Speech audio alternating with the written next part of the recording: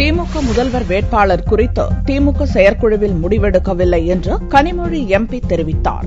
திமுக செயற்குழு கூட்டம் அண்ணா அறிவாலயத்தில் கட்சித் தலைவர் கருணாநிதி, பொதுச் செயலாளர் அன்பழகன், பொருளாளர் ஸ்டாலின் முன்னிலையில் நடந்தது. கூட்டத்திற்கு பின் செய்தியாளர்களை சந்தித்த கனிமொழி எம்பி முதல்வர் வேட்பாளர் குறித்து முடிவெடுக்கவில்லை என்று கூறினார். முதலமைச்சர் வேட்பாளர் நான் செயற்குழுவில் முழுசா இருந்த முதல்ல இருந்து கடைசி வரைக்கும் எனக்கு தெரிஞ்ச ஒண்ணு அப்படிப்பட்ட ஒரு விவாதம் இல்லை. வெளியில இருந்தவங்களுக்கு என்ன தெரிஞ்சதுன்னு எனக்கு தெரியல.